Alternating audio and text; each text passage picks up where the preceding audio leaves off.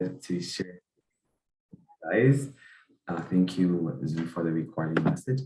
Okay, so I guess we can start right away since you just already introduced me, kind of, so we're good. So basically, I call this presentation from North Africa to North America, which kind of makes sense per se. Before we start talking about my family, I wanted to talk about some statistics. Here you can see, once again, sorry. So the amount of Jews in Arab countries in North Africa and the Middle East in 48. Of course, 48 because, independence of the state of Israel. So it was, right before the Jews decided or were forced to move to Israel to make Aliyah. Then 71, another war in Israel. So you see that right after the war, the number goes down as well in many countries, in most of them actually. And when you look at 2015, some Jews stayed in Turkey and Iran, but it's very, very rare to have any kind of Jewish community in Arab countries. When it comes to Tunisia, nowadays there are 1,000 Jews left. So since those Jews left their home, the countries they were in because of oppression, we can use the term ethnic cleansing here, which nowadays is being used here at left and right by everybody and anybody for whatever reason. But here it is a perfect example of what an actual ethnic cleansing is. We're talking about Tunisia. So here in North Africa, I'm 25 and I'm still going through puberty. This is not okay. But anyway, Tunisia, this is the flag. A lot of people think it's Turkey. It's not Turkey. So now you guys can make the difference. I count on you to defend the flag. If you ever get to brag. Oh, I saw this presentation about Tunisian Jews and I know what the Tunisian flag looks like. Now that we talked about statistics in all Arab countries, what it's called MENA, Middle East and North Africa. Here is the statistics for Tunisia solely. As we see, 48, more than 100,000 Jews. Then 67, another war in Israel.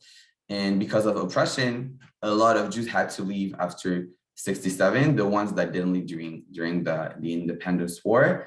2012, it was, I think, 2,000 Jews, and now 2021, 1,000 Jews, as I said from earlier. The Jews left every time because of major events that happened in Israel. And since people all over the world like to have this, like to say that it's not about religion, it's Israel as an entity that is problematic. But when it comes to Jews all over the world, if something is happening in Israel, then more anti-Semitic acts are being happen all over the world. So there is a correlation between Israel, what's going on in Israel, and the oppression of Jews all over the world, especially in Arab countries. Here is a picture of Jews and Muslims in Tunisia nowadays, in Durban more specifically. The community that is left in Tunisia is all concentrated in Durban, and they like to say that they're very, very happy about the coexistence with Muslims, and they really, really don't want to move to Israel. Many attempts have been made over the years by the Jewish Agency or any other organisms to try to make them make Aliyah, but they're really, really not eager to do so. And yeah, they like to enjoy their lives and their very important traditions. Actually, when you think about Tunisian Jewry, the Djerba community is the one that actually kept and observed the customs in the most accurate way over the years. And knowing that Jews have been living in Tunisia for almost 2 millennia, then it's important to notice that they succeeded in keeping the customs alive. However, when thinking about my family and why they left, this picture is more representative of what was going on. If you ever get to talk with someone from Tunisia, especially elder people. They like to say that, oh, back in the days, Jews and Muslims will live together happily, amazing, until Israel got into the picture and created a not so propitious atmosphere for peace and coexistence. This is just a blunt lie, since there was persecution over the years. Jews were there long before Muslims, even before Islam was, came into the picture.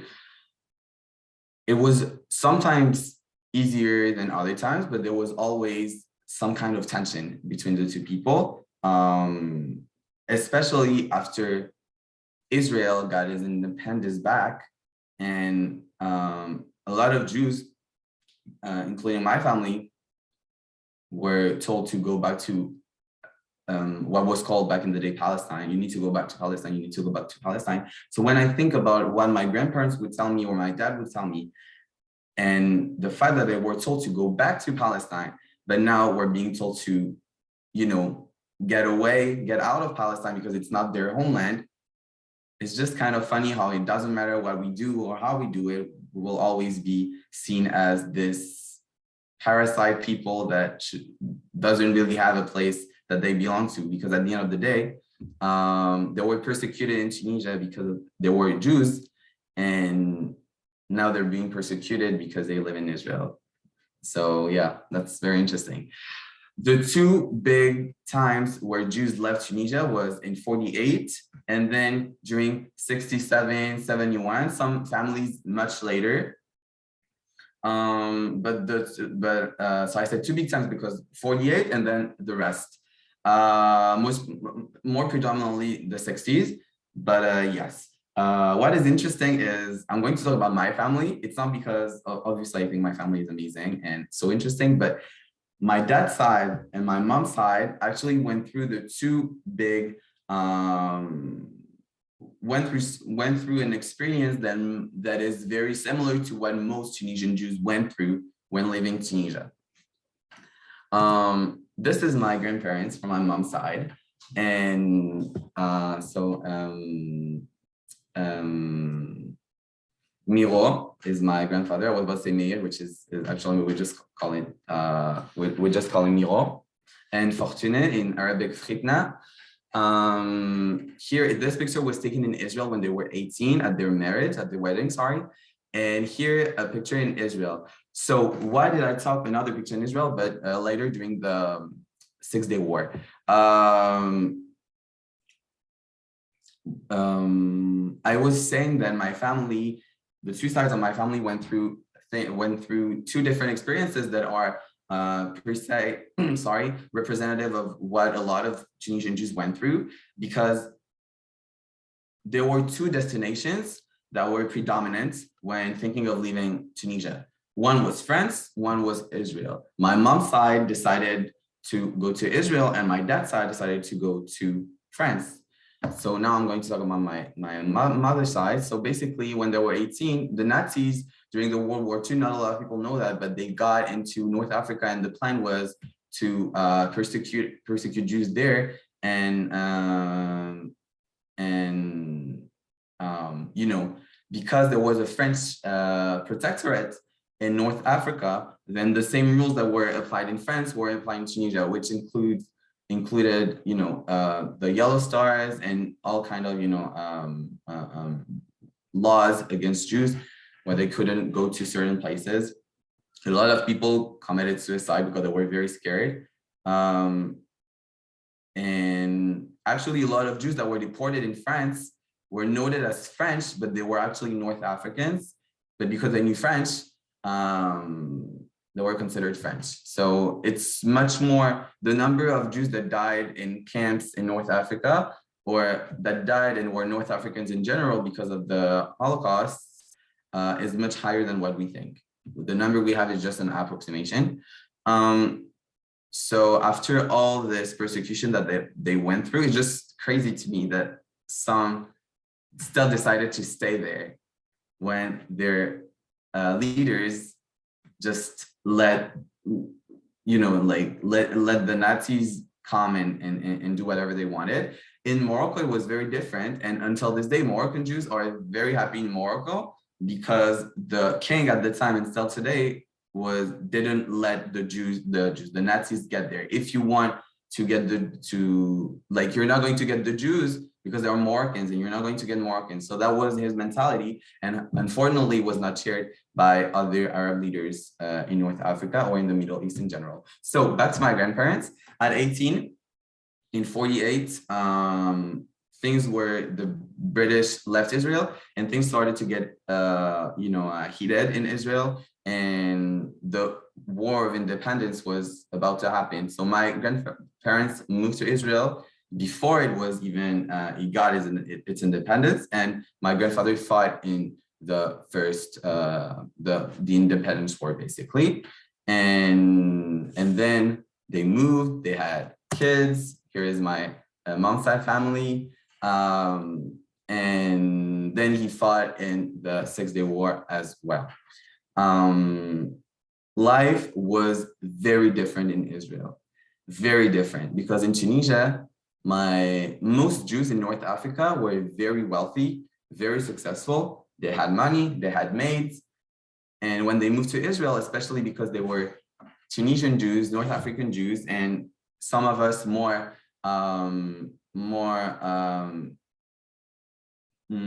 passing than others, but most of us, look North African. So when my family got into Israel, they were most of the population was Ashkenazi at the time, and there was still, unfortunately, a lot of stereotypes about their accent in Hebrew, how they looked, their mentality.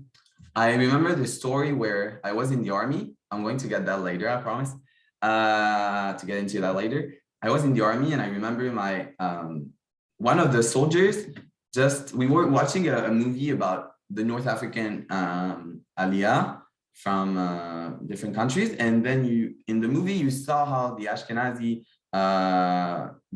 were depicted, in the movie, and how the Moroccan was depicted. Like he was, small, tiny, very dark, very funny accent in Hebrew, and the Ashkenazi guy in the movie very tall and authoritarian and strong and handsome. And he was telling him how he was going to be living in a ghetto because they didn't have space for him in other places, and life was kind of miserable at the beginning. And one of the soldiers, this happened 7 years ago, right? Sorry. He just said he was from Brazil, but most of the Jews in South America are of Ashkenazi descent. And he said, I don't understand. They used to live in the desert, homeless people in the desert, just nothing, no money. And now we're welcoming them to an amazing new country and a new place where they can live their life and be educated and civilized. And it was we're in 2015 at the time, yeah, and it's the 21st century anyway, and people still believe that. So I want to debunk the myth. And Jews were very wealthy, were very well off, and why couldn't they bring their money with them was because the government didn't let them. My grandparents and my dad's side, my dad and his family, when they moved, they had to start from the beginning. Imagine the trauma of having a maid and becoming the maid when you go to a different country. Such a breaking point and a traumatic experience. They had to work. My grandmother knew Hebrew, but she couldn't really work. They lived in a very, very small apartment, and you see 6 daughters, and they lived in a very, very small apartment. It was just crazy. And my grandfather on my mother's side was in the army and everything, but still you had to work, and they had to face racism this time, not because they were Jewish, but because they were Mizrahi, because they were Tunisian. So yes, no, not yet. obviously, my dad and my mom met in France. So how did my family on my mother's side got in France? My grandfather had to go to France because his family, unlike him and his wife, my grandmother, decided to move to France. So he went to visit his family. And when he got there, he stayed 3 years. And my grandmother stayed in Israel and she couldn't work because she had 6 kids, that she had 6 little daughters that she had to take care of. And for 3 years, she didn't see her husband. So one day she decided to just, join him. So she left everything. She took the daughters, they got in France. And then she realized that he was with his family. They didn't give him back his passport. He was stuck in France. So that's just how life is. And until he died, I think, he really wanted to go back to Israel. Even in France, it was not any different. It was really hard. Back in the days, you didn't have a lot of Jewish schools, so my mom had to start going to a non-Jewish school, and there she faced anti-Semitism. She not really racism. That was more my dad, because my mom is not really. I don't think you can say that she is North African if you see her, unless you're not North African, so you can spot it. But anyway, so it was hard. But then at some point, they did succeed and got to a point where they were well off again. But it was very, very hard. And I think we can give them props for that, because it's just very hard. I just cannot imagine how it could go. So it's what happened for a lot of Jews who decided to go to, Tunisian Jews, they decided to go to Israel. The experience was very similar. And some stayed in Israel and some moved to France. This is my dad's side. So you see my grandparents, Lalou, that you see here, and Irene. So this was very, very different from my mother's side. My grandparents were very happy in Tunisia. My grandmother would work for the French consulate. She was very well off. She was doing pretty well. And my grandfather, he was also doing well, but he was a fisherman. He lived in a place called Helkelwed, in French, La Goulette. In English, I don't know, but yeah, it's always exotic to say it in Arabic, whatever. So that's where he lived, and it's like the biggest port in Tunisia until this day. And he was a fisherman, and they would always fight because like he is a fisherman and he doesn't really wants his peace of mind. And she's like this very like diplomatic woman. She's always talking. And she is like in the center of stuff all the time, and she is very, very firm. And by the way, she was born on the same day as me, so that's funny. And we do have some traits in common, so it's good. We like talking. But anyway, so they really like their life in Tunisia. So they had 7 kids, including my dad, and they didn't want to leave even after the war. So they just stayed and stayed and stayed and stayed. At some point, because every time that Israel was involved in some kind of conflict or anything, Jews, as I said prior, would pay for it all over the world. And my family was not any different. So at some point it just got too much, and they decided to leave. My uncles, my aunts, my dad, and my grandparents. They had 3 boats. One was to Israel, one was to France, and one was to Canada. My grandfather was really, really willing to go to Canada because, like America, and you did have a lot of Tunisian families that decided to go to Canada. I think 2 or 3 went at the end. Until this day, you only have 2 or 3 Tunisian families that, moved to Canada at some point from Tunisia and didn't pass through France at first. So my grandfather really wanted to go to Canada. And my grandmother, she was like, no, I want to go to France. And when he said, no, we're going to Canada, she told him in Arabic,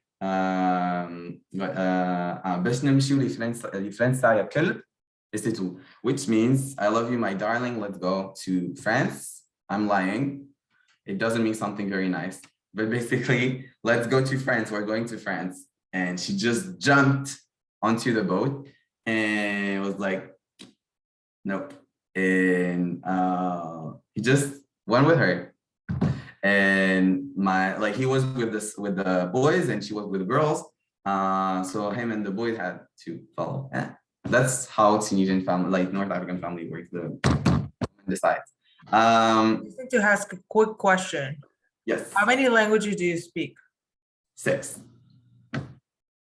5.5, because my Japanese is not as good as it used to be, but yeah. So anyway, thank you for the question. They got to France, same story, starting from the very beginning. And yeah, after many years of just working, they got into a point where they, you know, kind of were kind of well off back again. That's where my parents met, in France.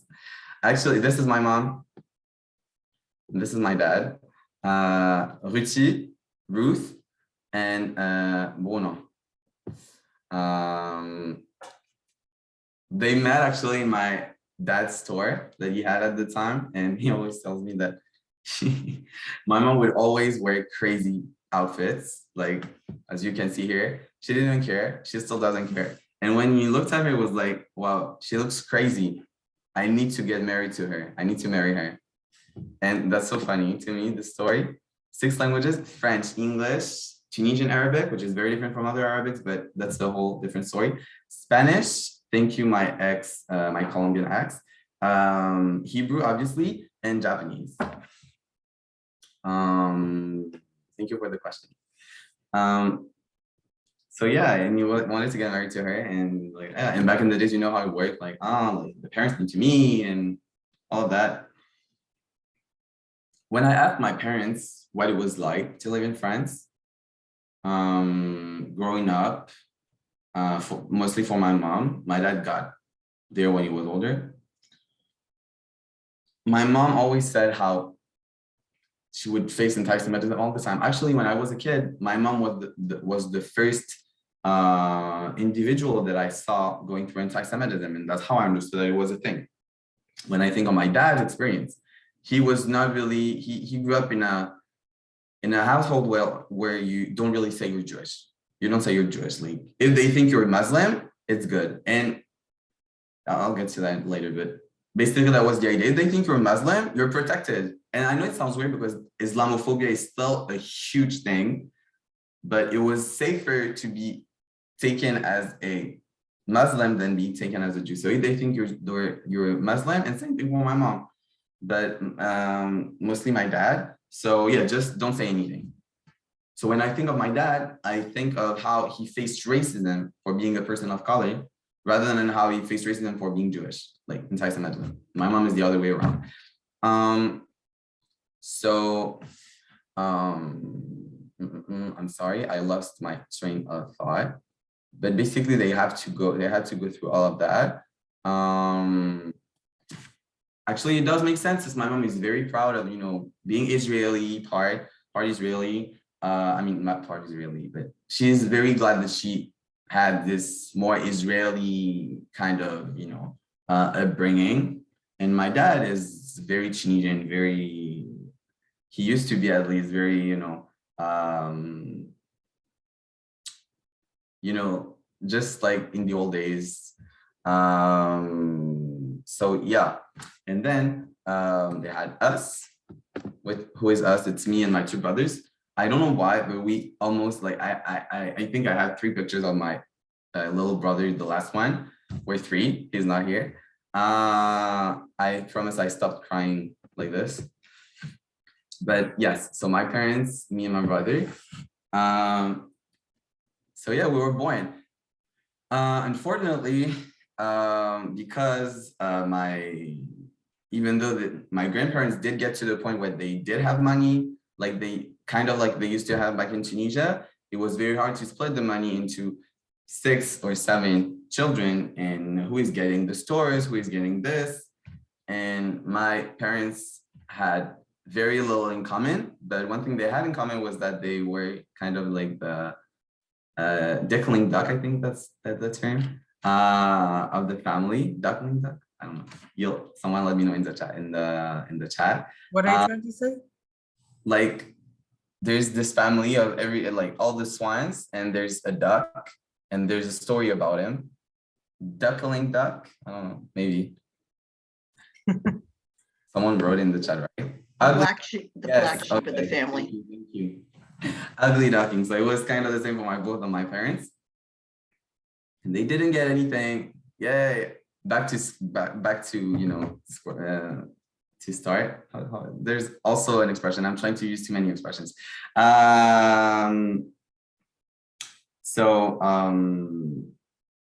had to now have a way to just give us a lifestyle that they wanted for us to have, but unfortunately it was very hard. At first they lived in Paris when I was born, but after a year they did realize that it was too much financially, and they moved to the suburbs. And the suburbs in France are most predominantly North Africans and Sub-Saharan Africans. So where we grew up, we had maybe like one white family, and the rest was North Africans and Sub-Saharan Africans, which was fine since we had all the culture in common, besides the religion.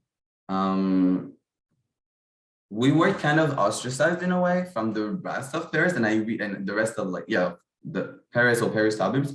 And I realized that only when I got older. But when I was a kid, like, we're all the same. I didn't really think about like who's Jewish, who's not. My dad was so scared that I knew that only later, but he would not give our actual names to the neighbors. He would give Arabic names. Like my name was Nurdin, and until this day, if I have Muslim friends and I don't want them to know I'm Jewish because I don't know, like I'm not going to get into things. I just say, oh, my name is Nurdin if you want to call me. It means the light of God. It's a beautiful name in Arabic. And my mom was the total opposite. She would go out wearing like Magen David all the time. And oh, you think I'm Muslim? You think I'm this? I'm Jewish. I'm Israeli. I love Israel. Palestine? I don't know. I know Israel. And she would do that in our neighborhood, which was like a hood basically. And she would do that and she didn't care. And that's crazy, but that's good crazy, but still crazy. I think that's why my dad loved her so much and still love her, I think. So yeah, very different. And us as kids, we were looking at this and what are we?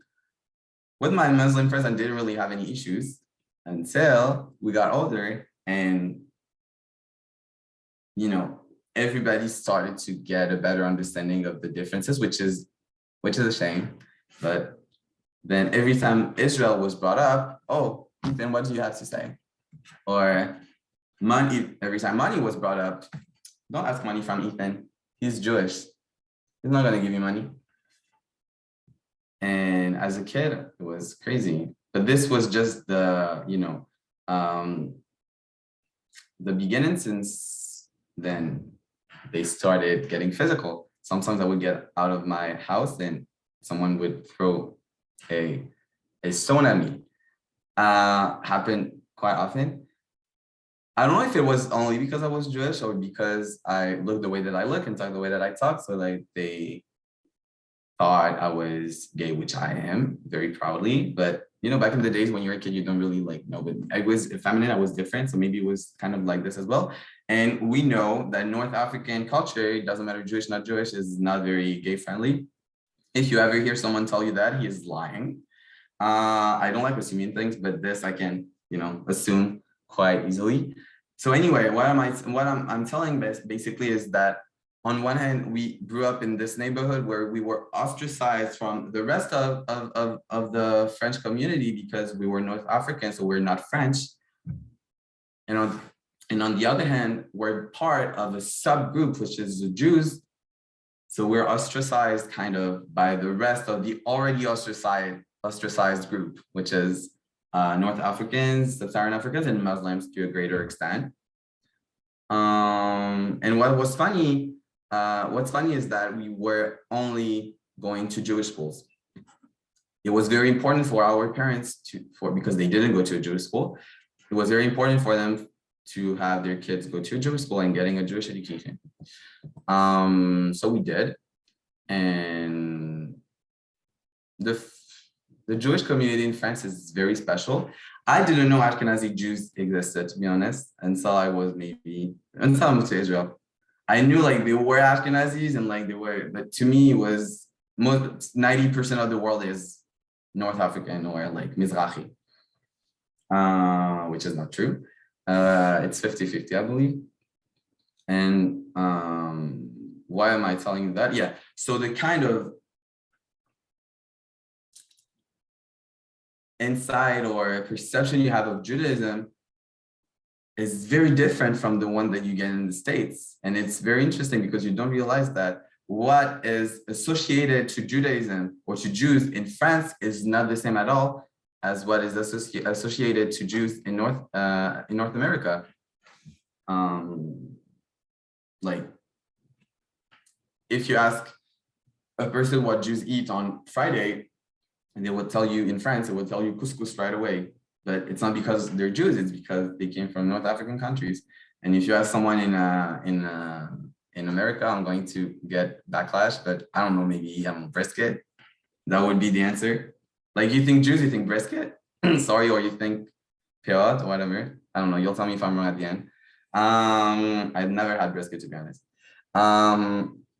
I'll try at some point. Oh, gefilte fish. I tried this one. Some are good, some are very bad.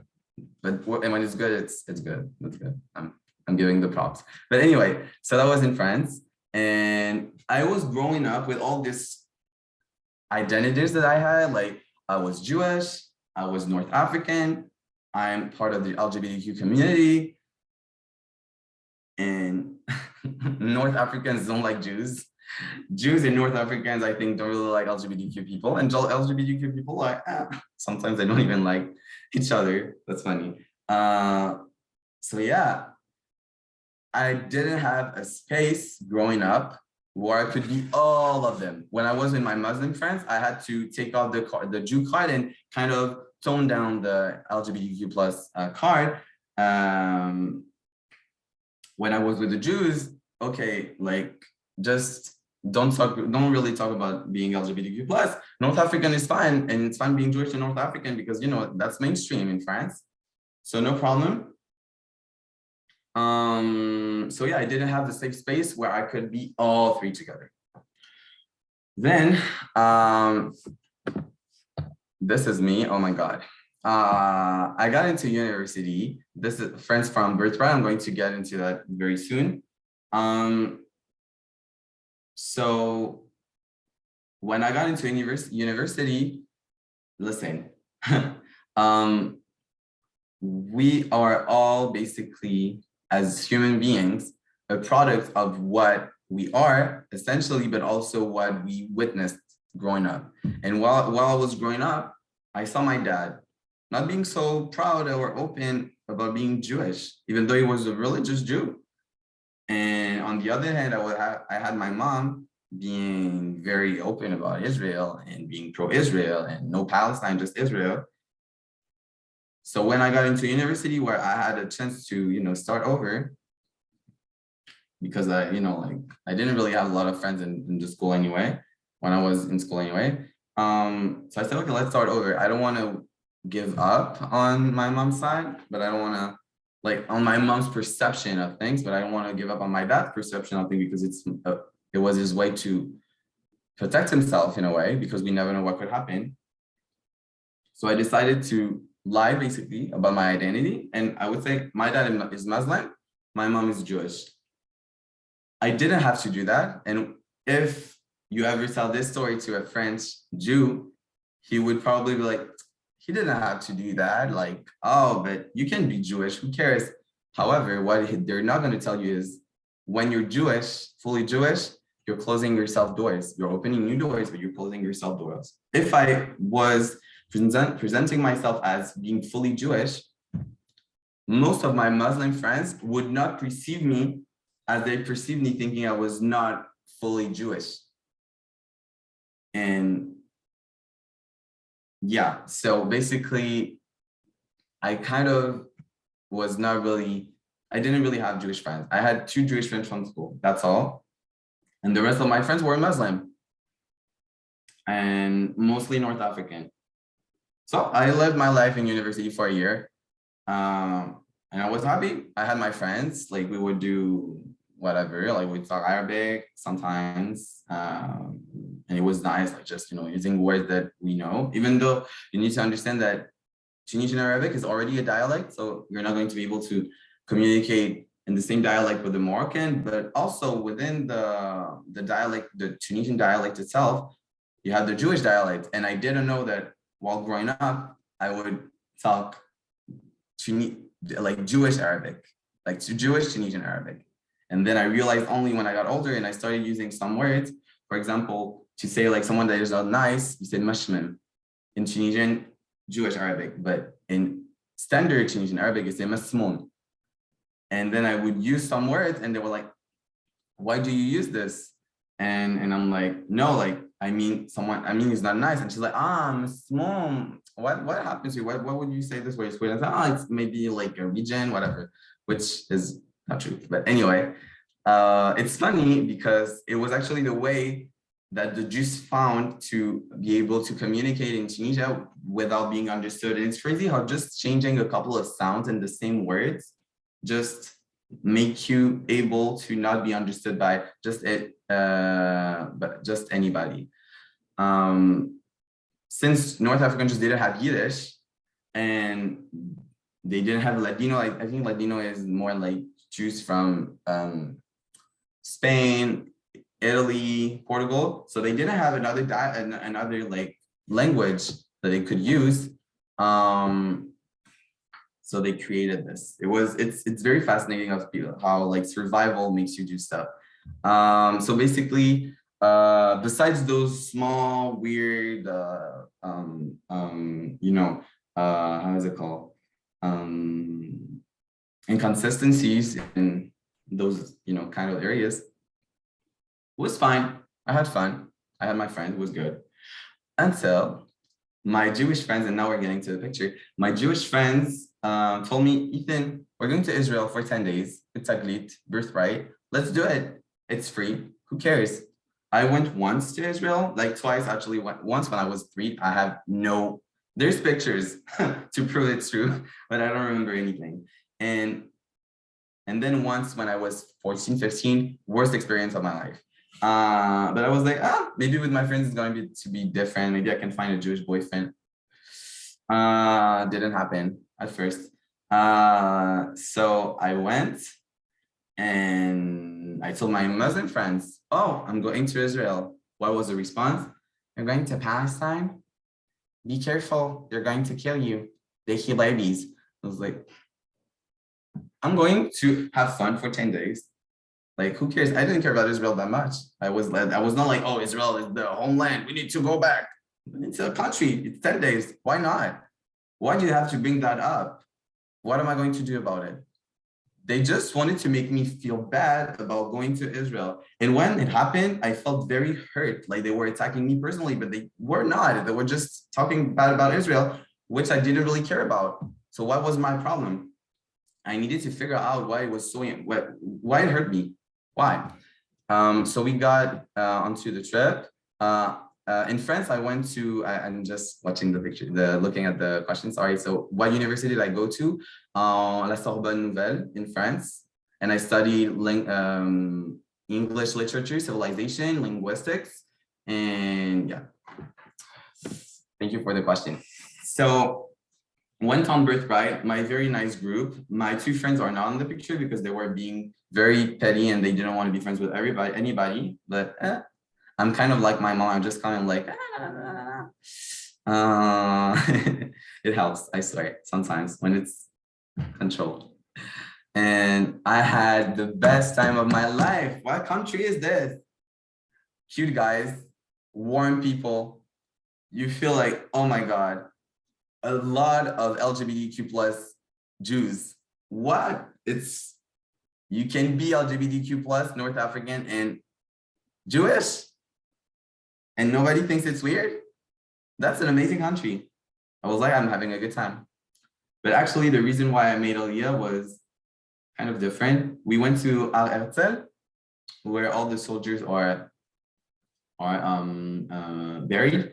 And I will just say Mount Herzl in Jerusalem.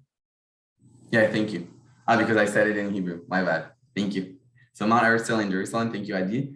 And it was crazy to me because I saw all these people my age. They were my age at the time, 18, 19, 20, and they died for this country. Who in their right mind at such a young age would decide to, go to the army and fight for a place that didn't exist, quote unquote, 60 years, not 60, yeah, 60, yeah, 60 years prior to that, because no, actually 70, it was in 2015. I'm good at a lot of things, but I know what I'm not good at, and I'm not very good at math. I know it's not really a good thing for a Jew to not being good with numbers, but so I was looking at these people, the graves, and I was like, and everybody was crying from the group. And some people were here for the first time as well, and they were crying. And I'm not the crying type, but believe it or not, but it was hard not to cry. So we went back to the bus. I called the Jewish agency, which I ended up working for now. So it's funny. I called them and was like, oh, hi, I'm moving to Israel. What do we do?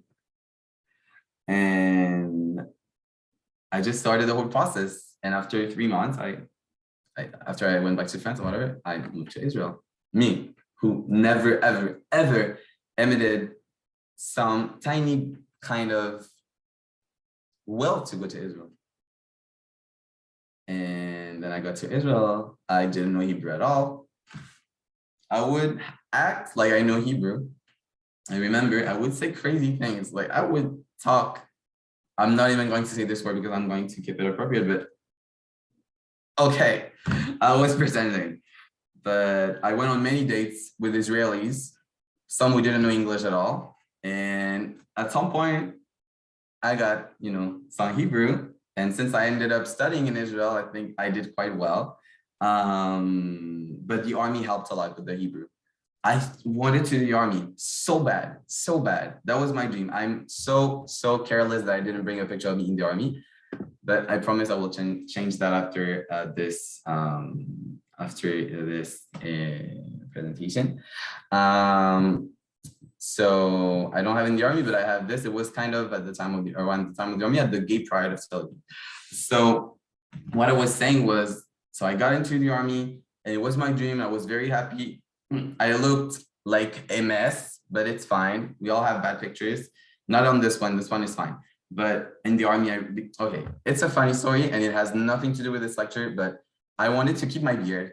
And I'm smart, but not that smart. That's more of being street smart. And I became street smart with time, but back then I wasn't. And I wanted my beard. So you had to say you're religious. So I was like, yes, I'm religious. I'm not going to cut my beard. But then you cannot cut your beard for your whole, how's it called? Service. So I ended up looking like a hobo for a year and a half. It was not worth it. I don't know how I ended up having a boyfriend for 4 years when he met me when I was in the army, but I did. So yeah, worked out. When it's meant to be, it's meant to be. In Arabic, we say it's maktub. It's like it's meant to be. Someone said, what did you do in the army? Very good question. So in the army, when you are a new immigrant, you start off learning Hebrew, but my Hebrew was already good. So I was sent to a different unity where I learned how to be a fighter for a month. It was a pre-training. Then they didn't want me to be a fighter. When I asked, they said, you cannot be. Like there's something in your profile that says that you cannot be a fighter. And I understood this only a long time after I finished my service. It was just, I said something at some point and maybe I didn't mean this way and they understood it otherwise. But anyway, so something was written on my profile that I could not be a fighter. I cried. I never cried that bad in my life. Actually, I'm lying, but at this point, I never cried this bad in my life. I was sent to a base called Shizafan in the south of Israel, close to Elat, if you're familiar with Israel, so close to Elat. And I was expected to become a driver for fighters, but then it didn't really go well. So I became a nashak. Nashak is basically a weapon technician. I'm very good with guns. I know it doesn't sound really, I don't think it sounds very, how would I say that? Impressive for Americans, since I heard that everybody has a gun. I don't know if it's true, but anyway, so I had to take care of the guns, and I'm saying so many inappropriate stuff, but I'm not American, so forgive me if I'm saying something that is wrong. So anyway, so I learned how to do my role in the army, and I was not a fighter, but I still was a soldier, and I was helping my country in a way. To this day, I think I could have done more, but I did a lot, and thank God it was an inevitable step of the way of my way to become Israeli. That was my main goal at the time. I need to be Israeli. I need to not have an accent in Hebrew. I need to know Hebrew better than the Israelis. I need to be more Israeli than everybody else, because I need to be Israeli, because we're in Israel. I don't want people to think I'm French. So yeah. Talking about being French, I was Tunisian in France. Now, when I moved to Israel, and I was the Jew and the Tunisian in France. Now I moved to Israel, and all of a sudden, I become the French. They erased totally two aspects of my identity, because you're not North African, you're French. You come from France, you're French, which makes sense, but I'm not French. And my culture is not French. So, and what the Israelis believe to be the French culture is actually the Jewish French culture, which is actually North African, which is crazy. And the other part that was erased was the Jewish part, not because, of course, it's Israel, we're Jewish, but because it's so obvious, then it's not really here anymore. So at least that's how I felt at the time. So yes.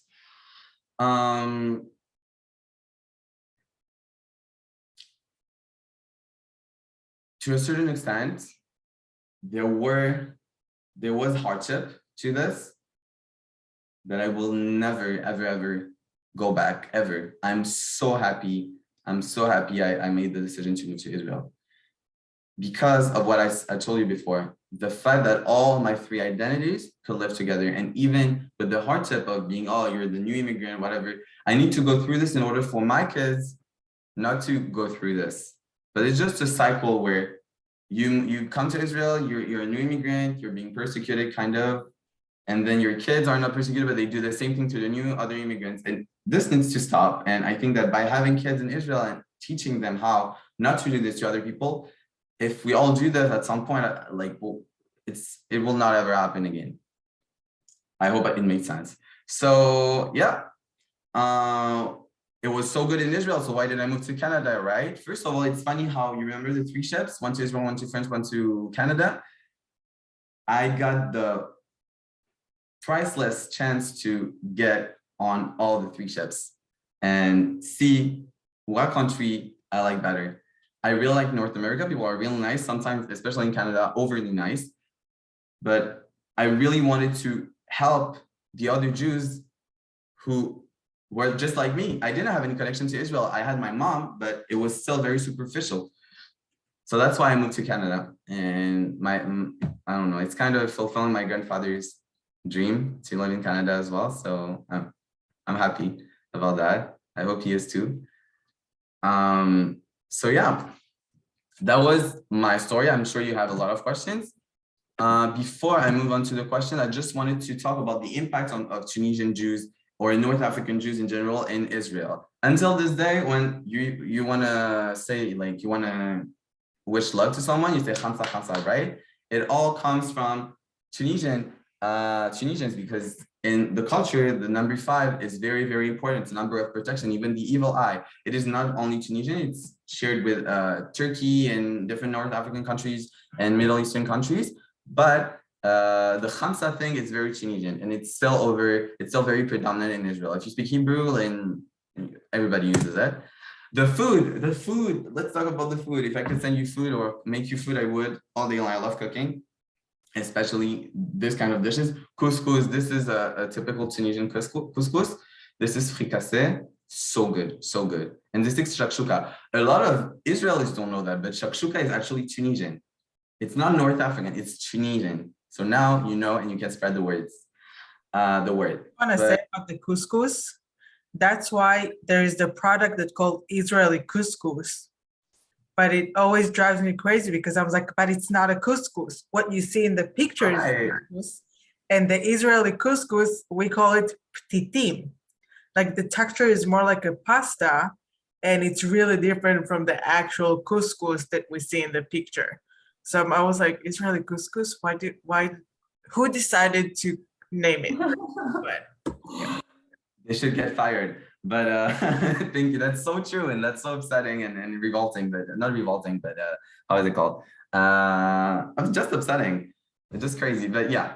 And shakshuka, if you give an Israeli shakshuka recipe to a like a Tunisian, they're like, no, it's not shakshuka, because in Israel, like my aunt always says, like, the Israeli shakshuka is for lazy people, because you just have like tomatoes, like they don't have onions. If you ask an Israeli, they put onion in their shakshuka, they were like, what are you talking about? But the actual shakshuka, the original one, is with onions. So that's crazy. Anyway, why the food? Food, because we like food, but also if you talk with a Palestinian about shakshuka, about like couscous or like any hummus or all this food, they're like, oh, you're appropriating our culture. But it's always funny to me, because we, as Tunisian Jews, North African Jews, or Jews in the Middle East in general, of course, it's all the Jews that were persecuted, but I'm talking about this specific demographic. We were persecuted. We were left to like hate, to hatred, and we had to leave, to a point where we had to leave if we were not forced to leave and expelled. You didn't let us bring our money that we worked very hard for. So we took the food that we knew how to make.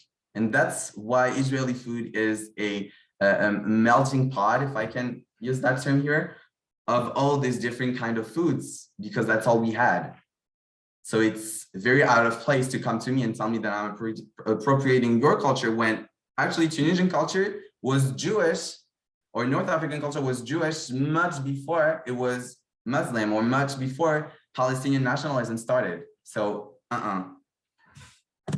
So it was for the food. Also the music. Here's darbuka.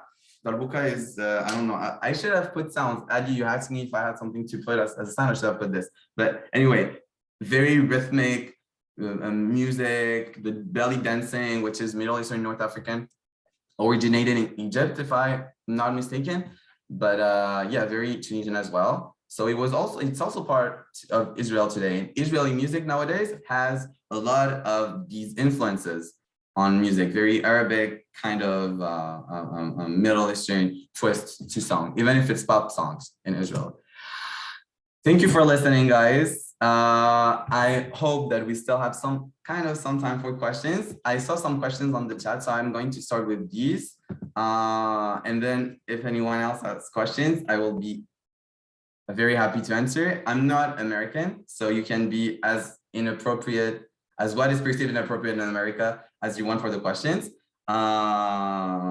And yeah, I think in 25 years, I've never had a question that I didn't want to answer to, so we're good. I was, for the first question. Yeah, the רעיון טוב. תודה חיים. So yeah, sorry guys. So for the first question, were you part of the Lone Soldiers program? I was. And it's a very, very nice experience, because you get to have to be with a lot of immigrants, actually new immigrants, and Olim Khadashim. And yeah, like you feel like, oh, there's a lot of people who think like me. What is your view of the US? If you could expand on that, that would be good because it's a very broad question, but I'm sure I would really love to answer. I just want to have like, just a place to start from. You can write it or I let you speak once I'm done with the question in the chat. What brought you to Canada? What I said earlier, just I wanted to be there. First of all, I want to do what I'm doing now, just showing that as a people, we're very different. And what's crazy is that we are all connected through the religion, right? And all the hardship that we went through as a people throughout the years. A lot of people don't know, like when I say I'm Tunisian, oh, so you're Muslim, or I don't know, like people don't really believe that, especially in the US, they have this idea of like Jews are all Ashkenazis, which is fine. Like Ashkenazi Jewry has a lot of riches and beauty to offer and to show, but people are so used to this being the mainstream Jewish people that they're just losing a whole aspect of our people and the beauty of our culture. So it's too bad. Do you live in Montreal? I do. And yeah, any other questions? I'm going to unmute. So are you in Montreal as part of a program like Adi is here? Yes. So how long are you there? So it's called being an Israel Fellow. Actually, I'm going to give you a spoiler alert on what's going to happen in my life. So I've been here for a year almost. And as an Israel Fellow, which means that everything that is Israel related, I'm basically the go-to person. Is organizing events, planning events around Israel, fighting anti-Semitism and anti-Zionism on campus. I actually have a very nice story that I will tell you probably during another occasion about how we have tabling with Palestinians and sometimes like they come to us, whatever. It's very interesting just to see like the whole dynamic. It's very different. So basically being the go-to person when it comes to Israel. And now I'm moving on with my life, and I'm going to start a new job at the Israel consulate in Canada. So I'm going to stay for maybe two to 3 years more in Canada because I feel like I still have some things to do. But the plan is going back to Israel. I don't want my kids to grow up in the US. So maybe it answers kind of the question that Beth asked earlier, kind of like a glimpse of what the response would be, but I don't see I don't see myself raising children in the US or in France, just Israel. Carol, I will just add that I'm working as a community shlicha, so I'm working with the Jewish Federation of Reading and JCAL, and then I'm working with all the organizations, all the Jewish and also non-Jewish organizations, and Eitan is specifically in a university or college. Eitan, just really quickly. Okay, just really quickly. My daughter and son-in-law just moved to Montreal for my son-in-law's job for 2 years. They live on Rue Hogan. Do you know where that is? I have no idea, but after Adwater, that's where I live. She wants to visit me and eat Tunisian couscous. Wait, where do you live? Where do you live? Spell it. Adwater. Spell it. Abwater? Adwater, yeah. Canadian name, I guess. Okay. And then where is the consulate in Canada? It's right next to my apartment, actually, which is very convenient. So the Israeli consulate is in Montreal. Yep. There are a few. There are also one, I think, in Canada. There are also, yeah. Toronto. Sorry. Yeah, no problem. I think in Toronto, maybe you're right. It makes sense. There's so many Israelis there. Okay. Okay. Any other questions? I don't think you don't look to me like a Jew of color. It's a funny thing. You say that you look, that people can tell that you're North African, and sitting here, or even pictures of your parents. It's a funny thing. I mean, and half my family is French, Parisian French. They're not Jewish, but how do you look different? Michel, does he look different? Can I ask you, do you think that I look a Jew of color? No. So it's funny because both of Eitan and I, if you will see us in person, we look darker. And in Israel, when we walk in Israel, people will know that our grandparents or parents came from an Arab country. I think we didn't get the son of Israel in a while. and with the That's so true. we're like losing our color. My Well- father-in-law, whose family is from Eastern Europe, is just as dark or darker than you are. That's okay. That's a very good point. And actually, that's a very good. Yeah. Thank you for asking, because people don't really ask, because I don't know, maybe, I don't know. I went through the same thing with Adi when she got here. I'm like, you're darker? Really?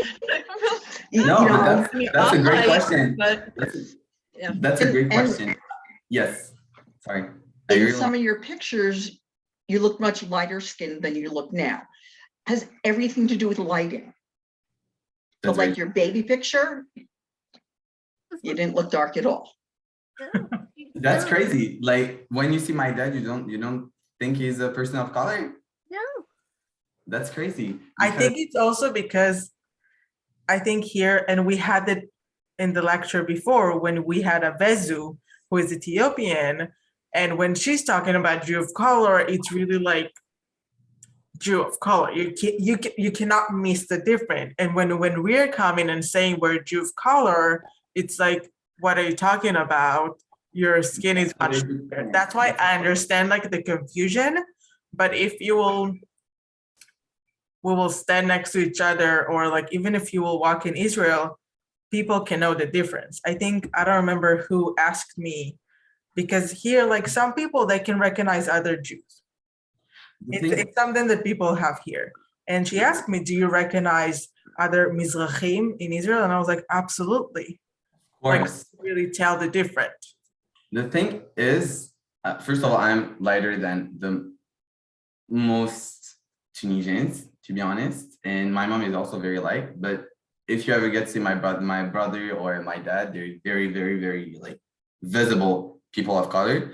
The thing is, even with our complexion, and a lot of Israelis told me that actually in the States, you get mistaken for anything but a white American. And what does it mean to be white American? I was, every time that I go like to New York or to Miami, everybody talks to me in Spanish. Everybody thinks I'm Latino. It happened to me a few times, Will. It makes sense, but to me, when you say person of color, of course, color, like you think of maybe a Black person or an Indian person, but the fact that because of how I look, on my my features, whatever, the way I talk, then you get talked to in a different way. So I think it is spottable, and it is, perceived by other people that you're different. So it might not be what we expect of a Jew of color to be, but to me, at the end of the day, if you're Jewish and you're not white passing, I don't know if you guys ever heard this term, and you look like you're Latino, you look like you're, I don't know, like maybe mixed. My brother, he looks like he's mixed, half white, half Black, and everybody thinks he's mixed, and he's Tunisian. And so when we say Jew of color, I think we just mean Jewish that are Jews that, I don't know, don't pass as white Americans, I guess. But I really feel that I'm being treated differently to a certain extent, not as bad as my brother, for example, because he's very dark and he has kinky hair. But yeah, to me, by the very second you're perceived as something that's not white American, then you can be, it's just like an Asian person. Some Asian are lighter than me, but you're not going to tell them you're not a person of color, but they are, because they're Asian and they're visible because they're not white Americans. Same for people like me, or people who look like me, if that makes sense. But that was a very good question, actually. I would really like to expand on that. Just think we don't really have time. But thank you for asking and being transparent. And yeah, Karen, that was a very good thing to say. Amen to that. I just don't want us to spend too much over the hour. If you have any other questions, you're welcome to email me and I will forward it to Eitan. I'm sure he will be more than happy to answer. Toda raba everyone for joining tonight. Our next and final lecture will be on March 22nd. It's actually going to be with Hannah, who is her grandma is 7th generation in Israel. So we talked a lot about different countries, but now we're kind of going back to Israel and talking about the generation who were there for a really long time, for the families who were there for a really long time. So we will see you on the 22nd. Eitan, toda raba raba again. Thank you so much, guys. And everyone, have a good night. Laila tov. Laila tov, everybody. Laila tov. And happy Purim. Soon is Happy Purim. Purim.